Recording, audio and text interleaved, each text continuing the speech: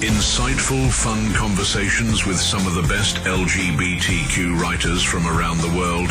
The Illusions Podcast. I'm Al Warren, and it's Mr. Michael Hawley Day today, so it's a big wolf day today. That is correct, Al. Well, we've got another wolf here. We've got a coyote wolf here. He's written another book. Daniel Jaffe, thanks for being back. Oh, it's always a pleasure. Thank you so much. Nice speaking with you, Daniel. Same here, Michael. Thank you. Daniel, what have you been up to? Like, I think it's been a couple of years, I think? Yeah, we talked about a novel of mine that came out, The Grand Sex Tour Murders. It was a satire. Right. And now I've just come out with the same press, Rattling Good Yarns Press, with a book, if I may show, called Domestic Affairs, Tales of American Males. And that's been a fun project to work on, so I'm really, really glad to have it finally out in the world.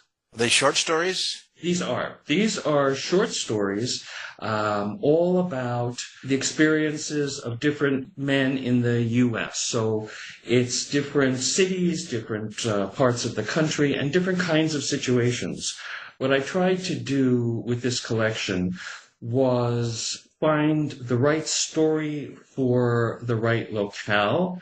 For example, there's one story that's sort of, in terms of style, it goes between realism and surrealism. So I thought, gee, let me find a place that's kind of in between. And I thought of this city on the border of Texas and Arkansas that's called Texarkana.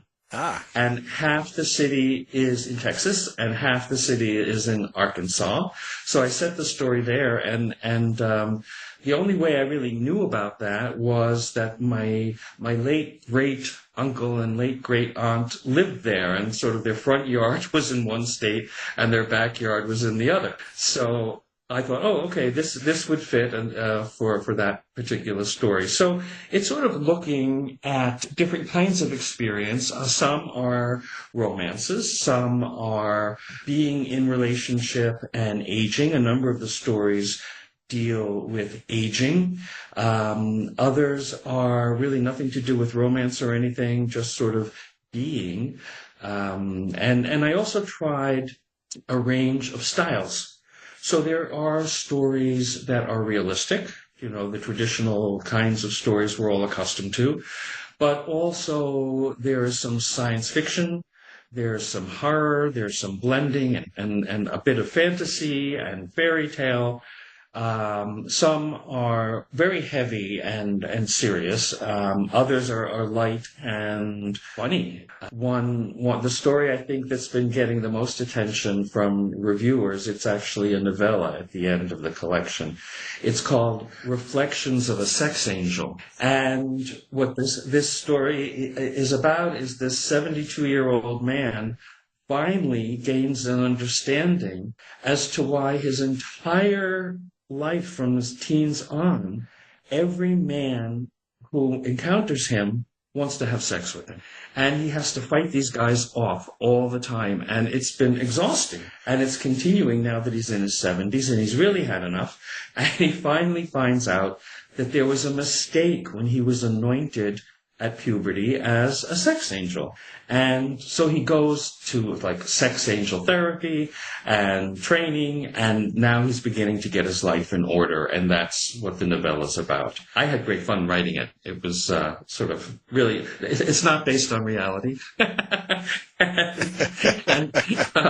the source of it was actually a wish I had when I was this lonely adolescent. And I did wish that everybody would find me attractive and everybody would desire me. So I took that idea and sort of played it out. It's like, well, what would happen if that were true? And then I came up with this novella. So it's a really fun one. But there are more serious ones. There's one about an aging couple, two men in Brooklyn Heights who are older. And we start with the story, we start reading, and we realize that one of them thinks the other one is beginning to show signs of dementia. And the more we get into the story, we realize that the other one thinks that the first one is showing signs of dementia. And then a social worker comes to visit, and we, the reader, realize they're both having some troubles. So we don't know what their future will be, but it's a rather serious story dealing with a very serious issue. So the collection goes, back and forth, trying to bring chuckles, but then also some serious thinking and maybe even a couple of tears here and there. Sex Angels you must have named after Michael. Right. 'Cause that happens to men. He's beating them off all the time. But there is a connection there, because sometimes as co-host, I think does the host have dementia, or is it me? I'm not sure what's going on. I know I have dementia, but I'll forget where I am tomorrow. See, but you're more self-aware than most, so that's right. So that's why. So it's a real range, and I picking up on the idea of why I would set a particular story in a particular locale. The story of the two aging men, I set it in an old Victorian brownstone in Brooklyn Heights. In my imagination, it's the building where a friend of mine lives and where I visited many times, thinking that, that old building, a beautiful building, aging and really showing signs of wear and tear, as each of these guys is experiencing as well. So, trying to mesh place with theme and characters and even plot a little bit. So, the reader doesn't have to see that consciously, but hopefully it sort of works subliminally, as someone is experiencing a story. So they're a number. But what was the purpose? Like, in a sense of, like, each story is quite different, right? Yes. Did you kind of have what you wanted out of the story in your mind first, and then you turned it into the story, or were you just writing stories and they just sort of all kind of matched up? Like, what came first, the chicken or the egg? Right. Well, actually, a lot of these stories have been published over the years. I didn't start out trying to write this particular collection. What I did was I'm always looking back over stories that I've written to see if there's some commonality, to see if there's anything that would make them fit together as a collection. And when I started looking at stories of mine that I'd written already, I started seeing these similar underlying issues of representing different men's experience in different places. I had ideas for other stories. So what I did was, at that point, I picked the ones that I thought would be worth publishing as part of a collection, and I rewrote them, keeping in mind now that I want there to be a little more cohesiveness than when I first wrote them. And some of them, I actually found a different setting for them. I thought, I wasn't focusing on setting so much when I started writing them, but actually, now that I want that as a dimension of the story, let me think, where would it fit best? And then once I put a story in a particular setting, the setting will influence the characters, because each part of the U.S. is culturally a little different. And so I want to reflect that in the characters. And then I had thoughts for these new stories, and those I wrote for the collection itself. But for example, the Reflections of a Sex Angel, that originally had been two separate stories.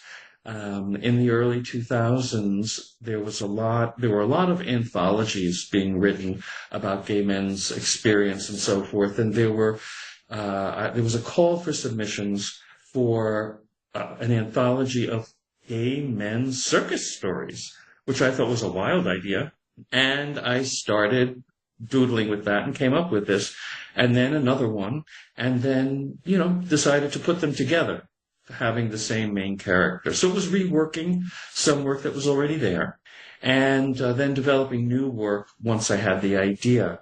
And what really prompted the idea for the entire collection, Domestic Affairs, is that several years ago, I came out with a collection called Foreign Affairs, which was a collection of short stories about American men's experiences in different cities around the world. And so I thought, okay, let me come out with a companion volume. And my publisher, Rattling Good Yarns Press, they love companion volumes. It's a great marketing tool, because if you find readers who like the first volume, then they're open to considering the second. And if for readers who never paid attention to the first one, If they like the second, well, then maybe they'll go back and consider reading the first. So that's kind of how the project evolved. But in terms of any given story, I'm not a writer who starts off with the whole idea. I sort of explore it. And here's an example of sort of one of the science fiction stories. When we were all in COVID lockdown, and the only way we could communicate with one another, aside from sort of yelling across the street, was through Zoom and Skype and all that sort of thing. My husband, Leo Cabranes Grant, I'm plugging him because he's also a writer. Leo came into my office when I'm at my computer and he said, wouldn't it be frightening if COVID could transmit virtually through the computer screen? It's like, oh my God, we think we're isolated now. Can you imagine? And I said, oh my God, can I write that story? I mean, it's your idea, Leo. Can I write that? He said, sure, go with it. So I didn't know where I was going to go with that, but that was my premise, was what happens if, and so in order to have the story work, I set it in the distant future. So instead of COVID-19 from 2019, it's COVID-35, meaning, what if we have to be living with COVID for decades? And by then, the whole society would have evolved ways of taking care of things. So that would mean then we'd have robots because we couldn't go grocery shopping. We couldn't provide any services. We couldn't see anybody. And so there would be robots and drones doing all kinds of things. And how would our apartments be fitted so that we can, have more experience sharing things with people, bigger TV screens, that kind of thing. And what kind of Zoom chats or the equivalent would people be having if, they can't be intimate with anyone for decades? Well, they're going to have to figure out something. And so chat rooms would be a little different and maybe a little more explicit. And what happens if people are engaging in these chat rooms and having fun, and all of a sudden it's discovered that they're passing COVID along to one another through the screen? So a computer virus, real one. A real one, yes, exactly. Exactly. And so that was the premise. And I just it's like, well, what does the story need in order to be an interesting story? And once I sort of set it in motion, come up with a character and a place. And then when I initially wrote it, I don't even know that I set it in a particular city, but by the time I was rewriting it, we had in the U.S. all the troubles with George Floyd, his murder in Minneapolis, the African-American man. And so I wanted to pay a little tribute to him. So I set this story in Minneapolis and named the character Floyd. In the U.S., it's not a name that we hear all the time. So I think when a reader, at least a contemporary reader, hears the name Floyd, George Floyd will automatically pop into one's head. And through this story, I don't want to give away the end, but he is called upon to sacrifice himself for the good of gay men everywhere. And so I thought, that might be a fitting way to pay tribute, and again, it's one of those things where it would be nice if the reader recognizes it, but if the reader doesn't, that's fine too. The story works on its own. And then what I do at the end of this collection is I give a little paragraph about the origins of each particular story. So a reader can, if they want to, can sort of see how I came up with the ideas, and maybe a little personal background that's tied into the story or not. And readers have told me that they really enjoy that. They after they read a story, they like to know some of the mechanics of how it came into being. Yeah, you just send them to Michael's place and say this is the sex angel. Sometimes it works, Al, I'm telling you. That would be great for a personal ad. I'm a sex angel. Yeah, there you go. See? I can't wait to tell the wife. Yeah.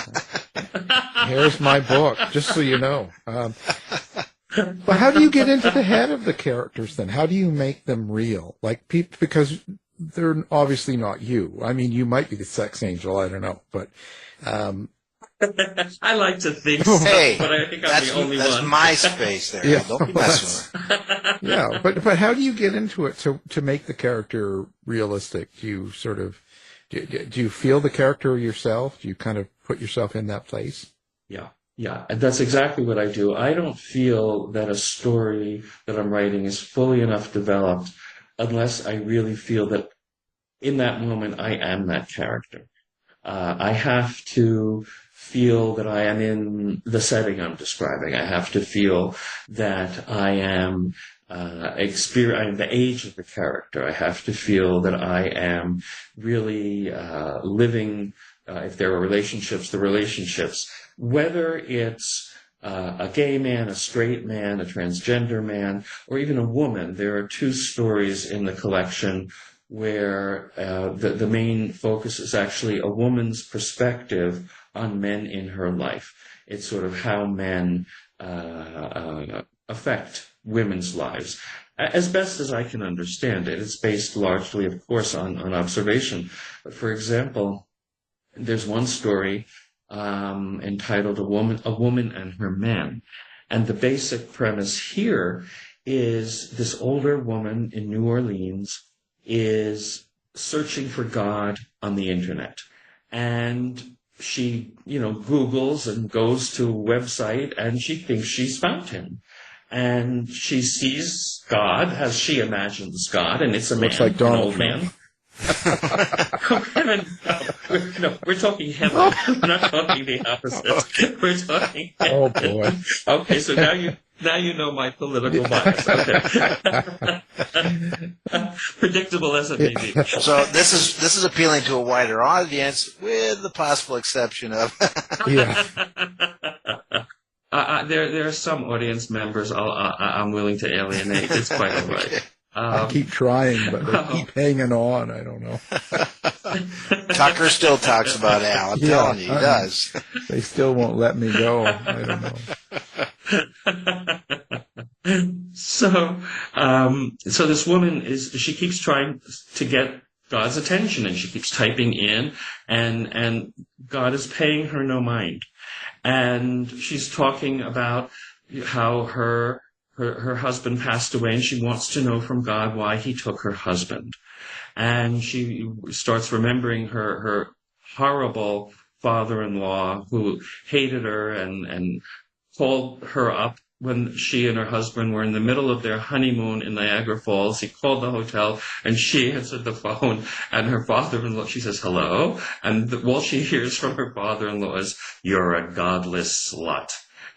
And then he hangs up. And so she's really very resentful of her late father-in-law. She has very fond memories of her own father. But again, she wants to know from God, why did he take her husband? And the reality is she's feeling terribly guilty because he died from a heart attack, and she's wondering if maybe it was her cooking all these years that filled his veins with cholesterol and extra salt, and maybe she's responsible. But she's trying to find out from God. And she just doesn't get any response, so she decides, I know what I'm going to do to get God's attention. And she starts unbuttoning her blouse, and she notices God's pupils dilate. And so it's like, aha, you are paying attention after all. But then, like, God severs the connection, and the story ends with her being determined to find him again. She had bookmarked the website. She goes back to it, but now the site is no longer there. So she decides, I'm Googling him, and I'm going to go through all 2,300,000 website references to God until I find him. And so she's a very determined person. Is her name Stormy Daniels? Oh gosh, she might have had the same number of encounters. I don't know. She'd be a wealthy woman if she had. But I'm mentioning this to address your question, Al, about getting into a character's head. I mean, I really had to work hard on getting into the mindset, as I imagine it, of an older woman who grew up in a traditional setting with wives' roles being very defined. And the narrative voice is dramatically different than other narrative voices throughout the collection. And that's, for me, that's a big way of getting into the mindset of a character, is how would the character talk to themselves? Not necessarily how would they talk to another person, but privately. How would a character talk to themselves? This brings to mind an issue I had. I taught creative writing for 30 years or so. And every once in a while, I would have a very well-meaning student who would want to write, say, an Anglo student, a white student, who would try to write from the perspective of a non-white, non-English speaking immigrant to the U.S. And so they would write a story in the voice of this character, but they would have it with an accent. And I just had to point out to these students that if you're writing about a Cambodian immigrant in the U.S., and you're writing from that character's point of view, when a Cambodian immigrant thinks, there is no accent in that immigrant's mind. People do not think with accents. It's only in dialogue that you might want to try to have an accent. So it's the same idea that in order to get into a particular character's mind, I really have to have the voice of how they think to themselves. So Daniel, yes, because my character was a serial killer, it was easy for me to get into that mindset. Does that mean I'm a serial killer? Well, I do this when I am sitting at my computer. I don't do it when I step away. I actually, to follow up on that teasing, I would say I think an awful lot of us have fleeting thoughts about doing things that we never really would do.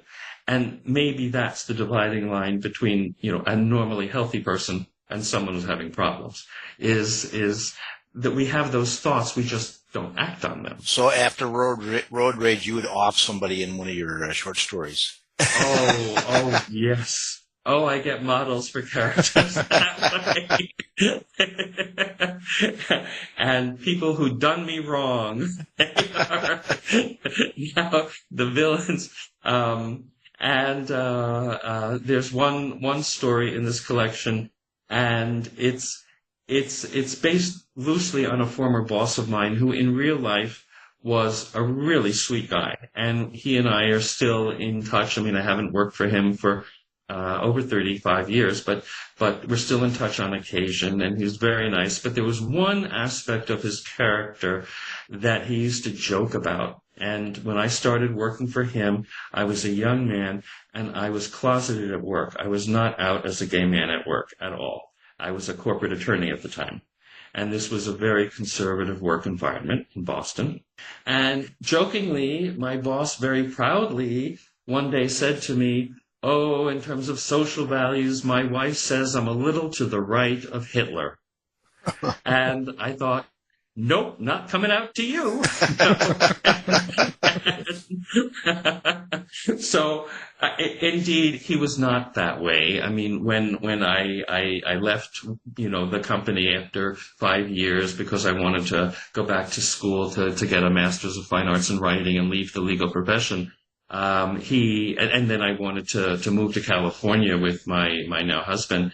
My former boss took the two of us out to dinner. I mean, he was very, very gracious. So he was, I think, as an aside, I think that we do a great service for the world. We closeted people when we come out, because when people know us, work with us, are neighbors of ours, chances are they'll start to understand we're just folks. And that's what happened in this particular instance. But getting back to the story, I wrote a story taking that nugget. What if a boss really were a little to the right of Hitler? And a gay character were trying to deal with this. And that evolved into a story. So that was kind of fun, based on reality, but not one for vengeance, Do you have your partner as a beta reader? Does he read your stories and make recommendations, or vice versa? Well, early on, many years ago, we did that regularly. I think what's happened, we helped each other tremendously, and then our ideas about writing sort of have gone in different directions a bit. He's primarily a playwright and poet. He has begun writing fiction, but he writes it in Spanish, and my Spanish is not up to reading. He's from Puerto Rico originally. Oh, okay. And my Spanish is not up to it. So I can't read his fiction, I read his plays. Some of his plays are in English and some are in Spanish. Those that are in English, I do read, and I will pose questions. He sometimes will do that with my work. He didn't do that with this book as a whole, but many of the stories he read as I was writing them. And he would toss out, what's most helpful, actually, is if we don't understand something. So if one of us says, I don't know why this character's doing that. And we as writer might think, oh, but I explained it here and here and here. But the reality is an astute reader is not getting it. So if a reader isn't getting it, then we as writer need to figure out why and figure out a remedy. To continue maintaining our domestic bliss, what we do is point out our reactions without attempting to dictate solutions. It's like, oh, no, you should restructure the story this way. No. We just say, I'm having a little trouble in this spot. And then it's up to each of us to sort of go back and figure out. It took a lot of trial and error. There were times early on when we totally insulted one another without meaning to. Well, yeah. To be honest, I am a little more thin-skinned than he is. And it's something I had to work on. I'm not thin-skinned when it's a writing group or a teacher when I was studying or an editor. But when it's my husband, it's like, no, he has to love everything I write. The reality is that isn't always the case. So sometimes we are helpful for one another. At other times, not so much. Well, how do you know he hasn't been writing about you on those plays or areas that are in Spanish and you can't read? He's probably writing about. Well, I know he's had 4 books of poetry published in Puerto Rico, and I really did my darndest to read those poems, with the dictionary and so forth. But I find poetry difficult, even under the best of circumstances in English, to catch all the subtleties of it. So with Spanish, it was even harder. But there were some poems where he just came out and told me, he said, this poem about a husband's body, that's yours. And I'm thinking, thank God it's in Spanish and nobody I know in Santa Barbara is going to read about my body. Oh, boy. I'll tell you. They're written, from what I could grasp, they're written lovingly and appreciatively, but, some things I feel are a little private. Well, yeah. We know that with art, everything is fair game. And again, it was done in a very loving way. But he's very proud to say that, there's no other poetry in Puerto Rico about this particular body part of a man. I'm thinking about yours. Wow. So you're famous there. Oh, I don't think they know my name. Oh, we don't. Well, make sure they do now. And they certainly haven't seen pictures of this body part. So. Well, you got to get on that. Get on tour, Oh, you have a cover idea for this collection of poetry, do you? Yeah. Boy, just think about it. Yeah. Well, Michael, you can get back to work there. You can do that. Yeah. Well, so there's this one you've got written up in the beginning part, like your bio sort of thing, the Texarkana circus masturbator. Is that someone you know? My old buddy. Yes. just bringing that up, because where would you get an idea like that unless you knew someone? Yeah. No. Where I got it was. Again, this circus anthology call for submission. So I was thinking about, circus freaks And I was thinking, and what about a circus freak, a character who, for traveling circus, who somehow, well, as I was thinking about it, I also thought of Ray Bradbury's collection, The Illustrated Man, a person with tattoos all over the body, each of which was sort of, would tell a story. So I thought, well, let me do something with that idea. What if it were a character who had all these, we thought were tattoos, but in reality, they were people he had seduced. So every town that this traveling circus goes to ends up having, in the newspaper, gee, all of a sudden, this man is missing. Gee, this motorcycle, this biker is missing. Gee, this vendor of churros, the Mexican pastry, missing. And then all of a sudden, the main character goes to the circus and he notices that on the thigh of this masturbator, there is a churro vendor, and on the left bicep, there's a motorcycle guy. And he's realizing they have been brought into this man's body. And so, and what is remarkable about this guy, his circus act, is he descends sitting on a throne. He descends and he hides behind this loincloth, and he goads the audience on to demand that he reveal himself, and he reveals himself, and of course he's of unusual proportions, and excuse me, as he masturbates in front of everybody, someone is magically seduced onto his body and taken onto his body permanently. And it happens to the narrator of the story. And he doesn't know what that means for his future. He just knows he is now trapped on this body. I don't know where I came up with this. I mean, you asked, did I know somebody? No. So far, every story sounds like Michael, so I don't know. Well, Michael, there you go. See? He should just be on the cover, because it's like... I should call it Tales of Michael. Yeah. That's right. It's my life story, and have his face on there, and then they just kind of go, yeah, okay, that explains everything, right? Yeah. That's why I have my goatee. I'm ready to go. You're tarnishing my reputation as having any creativity. All I've done is copy your life. It's all I can tell you about my creative process is it's one step at a time.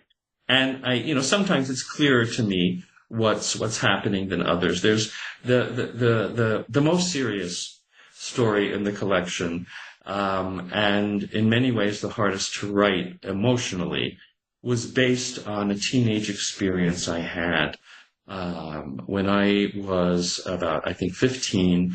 One day in high school, one of my friends was weeping in a corner, and I went over to her and I said, what's wrong? And she said, my younger sister is turning 12 today, and that's how old I was when my father started raping me. And I'm afraid that he's going to do it to her. And of course, it was beyond shock. And she swore me to secrecy. So, as teenagers do, they don't tell anybody. And as an adult, I've always regretted not having told my parents, not having told a guidance counselor, not having told somebody, a teacher, anybody who might have helped her sister and her. So that sort of guilt stayed with me. But I never knew how to tell that story. And then one day I was just reading a poem, not by Leo, but it's by somebody else, where it was an unusual thing with language, is the poet sort of took the end of a sentence and jammed it into the next sentence. And here's what I mean.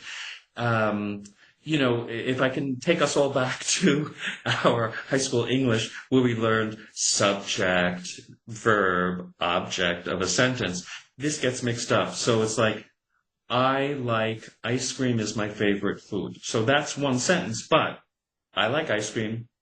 Ice cream is my favorite food. And I jam the first into the second and make the end of one sentence the opening of another phrase. So it's jamming in. And with that, I realized if I did that with every single sentence, it would make the character sound insane. And at the same time, it's this concept of jamming into. inappropriate.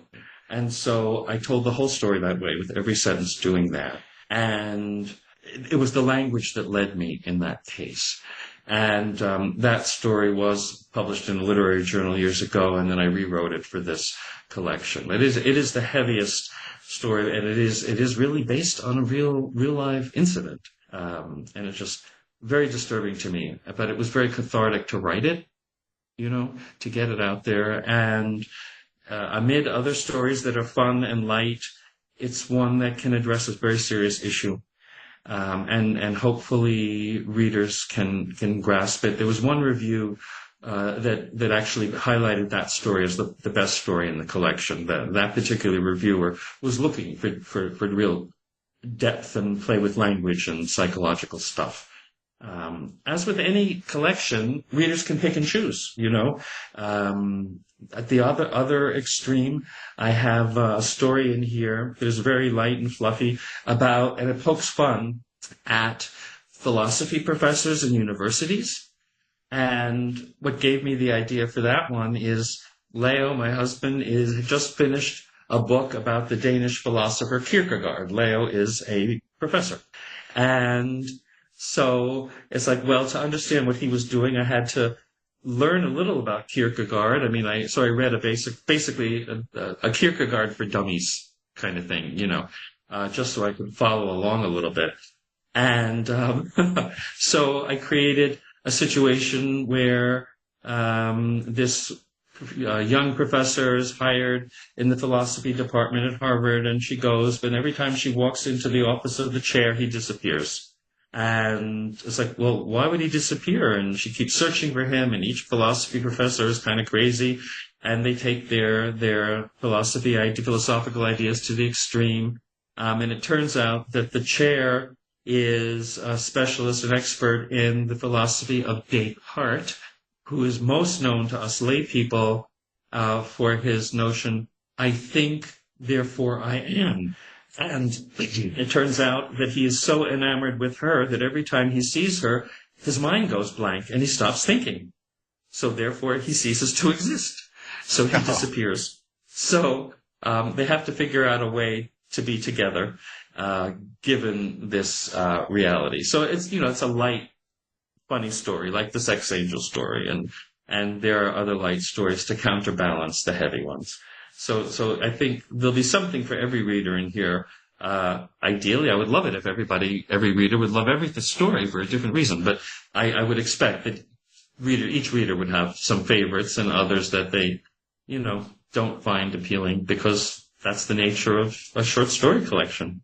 Just think if there was if you didn't think, there would be millions of people here that would vanish. Yeah. It's like, including the potentially next president, just the U.S., just like, gone. That would solve a lot of problems. Okay, we got to pray to Descartes then, right? Right. That's a new idea. Oh, I like that. See? Maybe I'd do something with that. Oh, there you have it. Oh, so what do you hope people take away from the book? Just entertainment, or? Well, a variety of things. I hope for the most part it's an enjoyable experience. Enjoyable can mean different things to different readers. So for some of the stories will be just entertaining. I want to turn the pages. I want to know what's happening next. Oh, this is fun. Oh, I'm enjoying this. I also want to provoke some thoughts on different topics, and I also want people to see themselves to an extent. And more than in other work I've written, this collection has, about half the stories, I would say, deal with issues of men aging. Because as a man who is aging, I don't find enough stories and novels and so forth about our experiences. It's kind of the majority of what gets published in terms of fiction. It sort of, puts us in the roles of doddering grandparents, but we are still vibrant. We are still, yes, the numbers are adding up and they're getting up there, but that doesn't mean we're any less mentally all there, physically all there. We're still enjoying life, but we do have some other issues that we didn't have 20, 30 years ago. So I'm hoping that for older readers in particular, they'll see themselves And when any reader sees him or herself, it helps us feel we're not alone. Especially if the stories deal with sensitive issues at all. There's a story in there about a character at the moment of death. And what is he thinking and what is he feeling? He doesn't know he's dying. But he's having a wonderful time. And it's only the reader eventually realizes that he's dying. So issues like that. There's another story, post-COVID, that time after lockdown when we were all, tentatively going out into the world again, not sure. Is it safe to go to a club? Should we go dancing even if we wear a mask? That kind of thing. And there's a story set at Rehoboth Beach in Delaware, which is a very popular gay resort town in the U.S. And it's about this older guy who is at that point where he's trying to decide what to do. He's not really sure. So it's, again, for readers to sort of see, yeah, I get it. I understand that. And then another story is not so much about aging, but it is about a real issue where two gay men go to Yosemite National Park, and they meet up with a straight couple, a man and woman, and the guy in the straight couple suggests to one of the gay men they go hiking together. And there's this underlying question in the gay man's mind. Is he coming on to me, or is he just trying to be a friend? And so I wanted to address the issue of gay men, straight men being friends, and the potential issue of the question of is there sexual tension or not, and how that might interfere with the friendship. And I'm hoping a reader will sort of say, yeah, that is there, and I wish it weren't there. And now that I'm thinking about it, no, I'm just friends with this guy. There's nothing more to it than that, and that's okay. That kind of thing. So to get readers thinking, that's one of the things that I'm hoping people take away. I guess two things, Al, that people are entertained and have a good time, and when they close the book, they have some new topics to think about or new ideas to fit topics they've already thought about. Well, so listen, social media, website, OnlyFriends. Yes, What? my website's danieljaffe.com, and that has, it describes all my books, and it has like blurbs from reviews of this one. I also put on there when I'm doing any talks or anything. I was about a little more than a month ago, I was in New Orleans at the Saints and Sinners Writers Festival, which is an LGBTQ writers festival, and I read from the book there and so forth. And so I put things like that, activities like that, on the website. And that's probably the best way for someone to track me. I am on Facebook as well. There are a number of Daniel Jaffes on Facebook, but you can find this face with the beard. And the absence of hair up here. I went to the wedding of an old friend's daughter. I live in Santa Barbara, California. This was in New Jersey. And when I showed up, my old friend, we were friends in high school, said to me, Dan, your hair has migrated from your head to your face. That's as good a way of explaining it as any. So it's a distinctive feature. You could find me on Facebook that way. There you have it. Well, we'll have everything up on the website, including your book. And we appreciate you being on the show. There you go. Domestic Affairs. It's a Tales of an American Male, and Michael. And Michael. Daniel M. Jaffe is the writer, in case you're looking that way. And thank you again for being on the show. Thank you both so much, gentlemen. It's always a pleasure talking with you. I really appreciate you taking the time. Great speaking with you. Thank you, Michael. This has been a production of the House of Mystery Radio Show. To find out more about our show, guests, or hosts, go to our website at houseofmysteryradio.com.